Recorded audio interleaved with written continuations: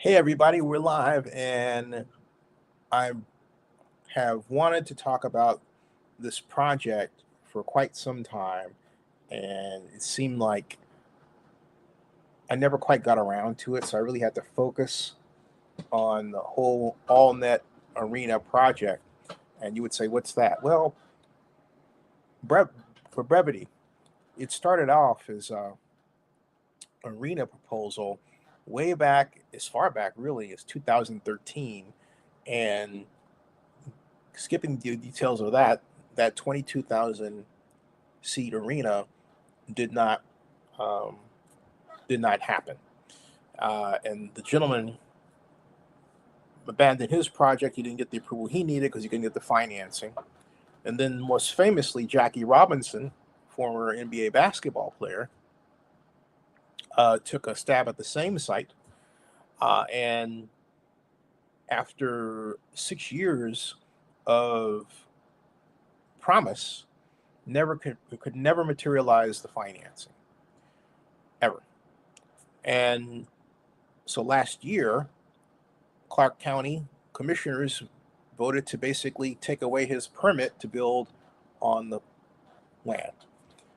And now we have a new group who, and it's not really explained, I can't seem to find out what happened with Jackie Robinson Island. I can only surmise that the people I'm about to mention, including James Frazier Jr., bought out his interest, his being Jackie Robinson's, and decided to start the new AllNet Arena project anew, but they gave it a different name. It's called LVXP Development. LVXP Development. Okay.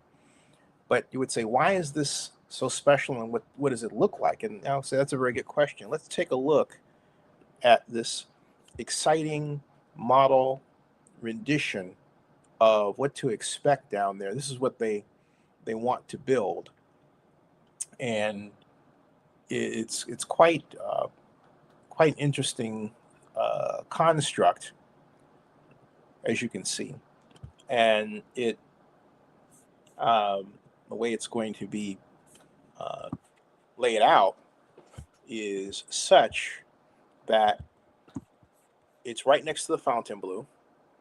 The Fontainebleau is the building. You see where the curve is over there?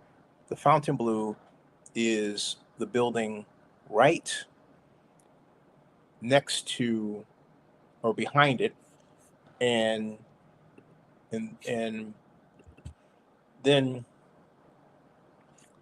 it will. So hold on a second, please. I had to take it out there, and I have to bring it back because it's not properly showing. So I'm going to say here, hey, Vegas Mark, how you doing? Vegas Mark said, it's amazing what adding a casino to previously non-gaming resort can do. And that's what I'm going to get to. I want to get back to showing that model real quick. I had to make a special video of it because the original one that the developers put up was had a different type of formatting. So here I will share this really cool, frankly speaking, video rendition of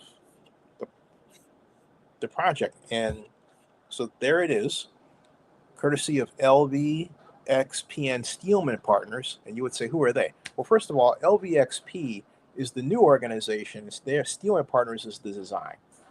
And this is going to get to a lawsuit I've got to talk about because nobody else is talking about it, but I'll save that for later. Now, what they envision is not really dissimilar from what Jackie Robinson wanted to build. Let's take a little walk here. As we get closer, you see that curve right here, all right? Right there. And that curve right here, that's the Fontainebleau right behind it. This entire land area right now is empty. You'll see what I'm talking about. Across the street, you'll say, what's across the street? Well, Circus is right over here. See that area? That's the festival grounds, and that's Circus. And if you keep going down, there's Resorts World, right? So, and then there's a Fontainebleau. We go to this other area. Isn't this exciting? Look at this. Now, the bottom one is the marina right there. That's the arena. And again, all of this right now is not occupied. It is not occupied. And if I go over here around it, we have this building called the Galileo. We're doing this nice flyover, and you can see the different types of water pools here and everything else that they've got planned for this exciting idea. And it's right next to some very familiar buildings. I've actually took a meeting. One of the treasurer of the state of Nevada lived in this high rise right over here that I'm circling.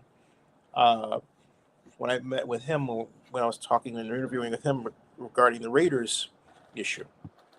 So we can let's just run this and continue and watch how it grows, develops. See that? That's a popular setup. It's like a new town in town. It's as if it's a mega structure with a city all to its own on multiple levels. It consists of it will be with the tallest hotel building in Las Vegas at 756 feet when it's finished. And that depends, of course, on when it starts. Now, that gets us to some interesting developments with this. Now, Vegas Mark says that Steelman Partners design Resorts World Las Vegas, and that's a good sign. Yeah, that's a great point. I didn't know that, Vegas Mark. Thanks. And he says, imagine the NBA parties there in the near future. Hey, that's why we have great Zenny 62 fans who come with knowledge. Thank you, Vegas Mark 725. Now, you might be wondering, okay, where is this thing exactly? And you've been saying that it's on land that's currently empty and all of that, and it is. Where is it? I will show you where it is using Google Earth. And if I'm able to share the screen here, and I am, and there it is. And there we are. That is the present land. Right, that gray area, right in the middle. And let me use my pointer. Right here, where I'm circling, is the Fontainebleau complex. Right here, so that's the Fontainebleau complex. Right next to it, see this gigantic area of caliche and concrete and gravel? Well, that's the land right here. It's 27 acres.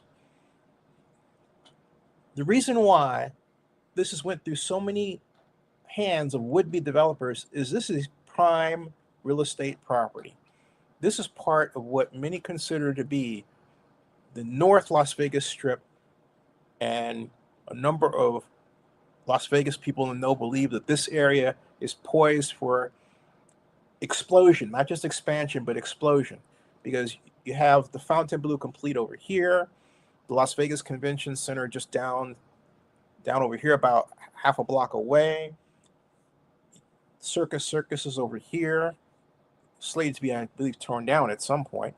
And then this is the resorts vacation homestay facility building in here. And these are the festival grounds just right up north. The festival grounds at one point were the target of the Oakland Athletics to build their ballpark, until it's actually owned by Phil Ruffin. So that's where this is. This is prime property, smack in the middle of highly sought after North Las Vegas. And so he would say, okay, that's all great, but what's the problem? Oh, Vegas Mark has some more. Jay Buzz, what about the drama in Oakland regarding Coliseum? Well, I don't want to talk about that here. Um, Vegas Mark, Vegas Mark says there's two monorail stations near the site, one at the Sahara, the other at the West Gate. And hold on one second, folks. I'm going to mute this.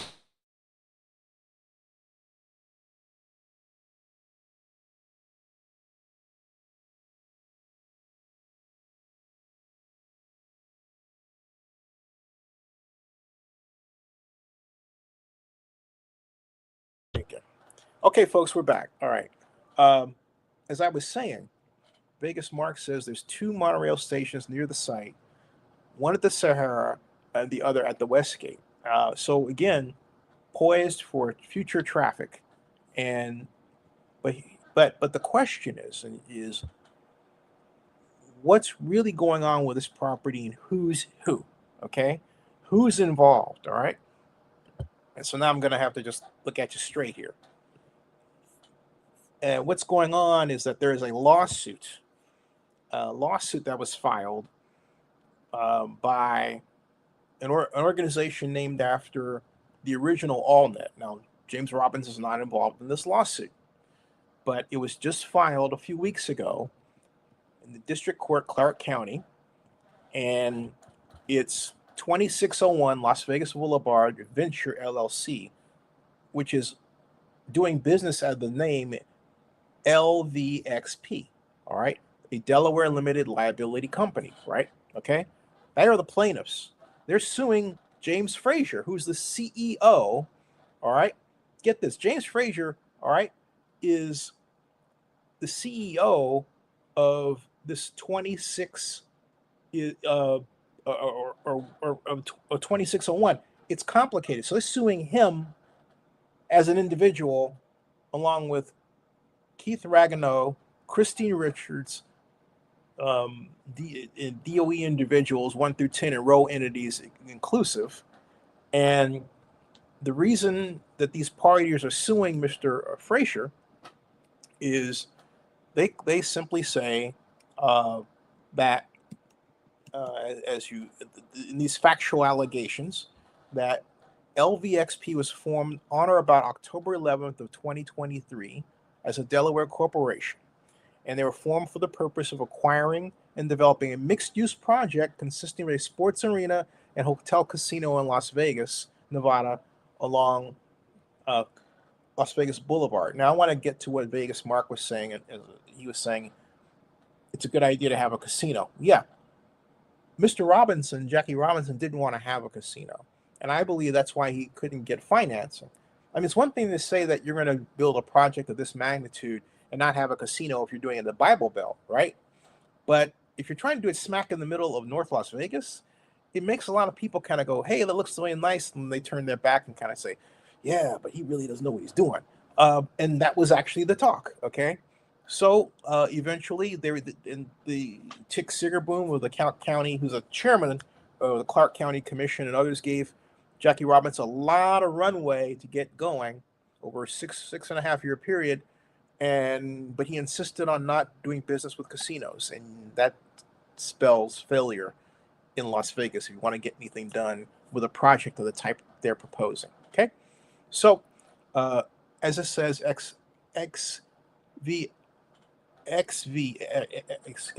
LV Las Vegas XP was formed. That's a tongue twister.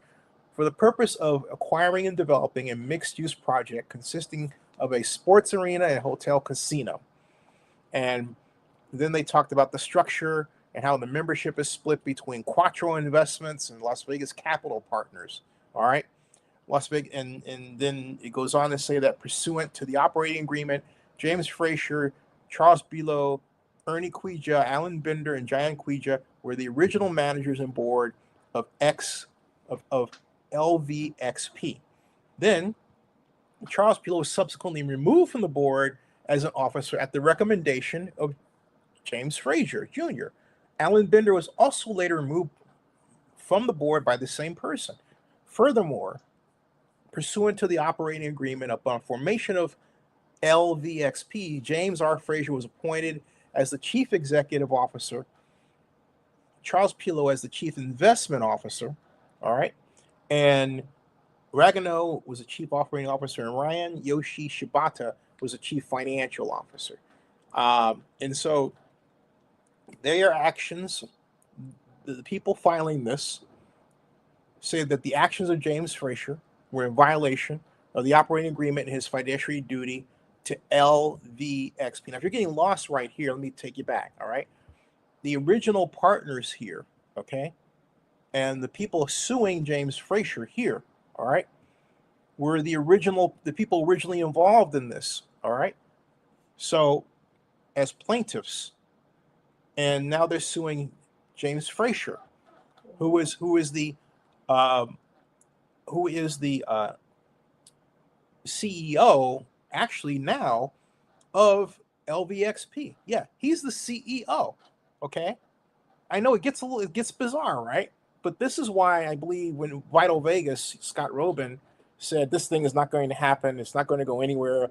It's the latest iteration of something that's just a big nothing. All right, that's what he said. And so I'm getting to that. The reason the reason why they're filing this lawsuit is because of his actions they say are in violation of the operating agreement and his fiduciary duty to LVXP. And what they write is that though Frazier represented to the LVXP board, its members, investors, and vendors that he was an accomplished real estate developer, having managed nuclear power plant and wind farm projects, the truth was that Frazier had never managed or participated in any development projects. And I actually checked his background, folks. That's true, but it's with an asterisk. He got involved in mining projects. So he did have experience, and he worked for his dad, Jim Frazier, a very accomplished developer of mines around the world. So you have to kind of take that with a jaundiced eye a bit, but I continue. Then it writes here, this is really what lights up this whole lawsuit. Frazier took advantage of one set of investors after the next by advancing a series of carefully designed lies, even though Frazier did not have the requisite experience or funds necessary to actually develop the project. Frazier viciously turned on those who exposed the lies he traded on, even at the expense of the project. Frazier repeatedly violated the operating agreement of LVXP, breached his financial duties, and misrepresented and concealed material facts when it suited his own agenda to do so. And as set forth in more detail below, Frazier was ultimately unable to keep up with the complex web of misrepresentations he had advanced, ultimately leading to his removal from the board of LVXP and the filing of this lawsuit. And then they say there's a shell entity. Frazier represented himself repeatedly that LVXP was the entity that owned and would develop the project. And that's still true to this day with a bit of an adjustment. I'll get to that in a second. It was subsequently discovered that Frazier formed another entity, and this is where 2601 Las Vegas Boulevard comes in. It's a new company he made, another Delaware limited liability company, a shell entity, which he alone purposely owned and controlled, and still controls. It's still listed in the state of Nevada as active. The project was secured by way of a written option agreement, which, among other things, the plaintiffs claim. These are the plaintiffs. I'm not saying this. I'm not even making it up. This is what the court is saying. The plaintiffs in the court are saying, not the court itself. Judge hasn't weighed in on this yet. Gave the shell entity a minority percentage in the project and the right to purchase the remaining portion of the project over a limited time. Frazier represented to multiple investors, the board, and the members of LVXP that the minority interest and the option were held by LVXP, of which he's CEO. They're saying that's false. They're saying that, in fact, the minority interest in the option were held by the shell entity, which is controlled by Frazier alone. And that's actually shown on the other documents. When Frazier's scheme was discovered, the majority of the board insisted that Frazier assign the shell entity's rights in the minority interest and option back to LVXP as opposed to himself. LVXP's board also learned of a series of debts and liabilities, and here's where it gets deep, folks, all right, as set forth in more detail before, which I'm going to skip over, which Frazier had frivolously incurred, they claim, that's the claim, on behalf of LVXP with the intent of saddling LVXP with the debt related to the development of the project, while the benefits of the project would be retained by the shell entity, which Frazier owned and controlled, okay? That's called ooh, okay? Now, they claim that here's the other problem was how the managers and officers were removed who opposed him. On January 31st of this year, Frazier drafted an email to certain members of LVXP board alleging that Mr. Pirro had engaged in conduct warranting his immediate removal from the board. In this letter, the other members of the board, Frazier proposed replacing Pilo with Kevin Ragano, a person now known to be highly influenced by Frazier. Without board approval, Frazier then initiated a lawsuit. Boy, they better have some solid evidence to back up these claims. Without board approval, Frazier then initiated a lawsuit on behalf of LVXP against Mr. Pilot at a considerable expense to LVXP to ensure that Mr. Pilot abided by the edicts issued by Frazier. And so anyway, and this goes on. The point of all this is that they're saying that, hey, look, the reason why they're filing a lawsuit against Frazier is because Frazier basically tried to X them out of the deal. That's what's going on here. And yet, here comes this big date, folks, of December 4th, where, guess what? LVXP is supposed to appear before the Clark County Commission, and Tick Sigerboom, who's a big fan of the project, all right? And yet you have this lawsuit sticking out here. No media organization. Zenny 62 Media is the first organization to mention this. The first one to mention this, okay? And this is what I believe. I don't think Scott Robin was referring to this when on April 23rd of this year, he said the project was going nowhere. It's clearly going somewhere because it's going to go before the Clark County Commission. And basically what they're trying to do is get development rights that Jackie Robinson lost and held for 6 years. Okay. And so, Vital Vegas was saying there's 2 Monos radio stations, and it's near. Yeah, it is. That's right. It'll get CES. That's what he's talking about in terms of the location of the facility. Is that it's near the Las Vegas Convention Center, so it'll get CES Las Vegas traffic, SEMA and other convention traffic. That's right. And then he says, Mark does, that Vital Vegas has been wrong in the last few years. He has, actually. He said the Sahara would close, wrong. He also got sued for that, Vital Vegas Mark 725. He also said that the A's wouldn't come. He did say that. And then he blocked me from Twitter because he didn't want the truth. And then he said that F1 it would be a one-time thing, wrong. Yeah, F1 is a multi-year commitment. So yeah, he's been wrong a lot. And I don't know why Scott took that tack all of a sudden. He was at one point really, I think he's still a cool guy. I love what he does for Las Vegas, and his information is great. I think what it is he doesn't like how Las Vegas changed. He thinks Las Vegas has become too expensive. It's lost its way. It's forgot about gambling. So he's opposing a lot of projects that he feels are not really about Las Vegas, or in this case, have real money behind them, right?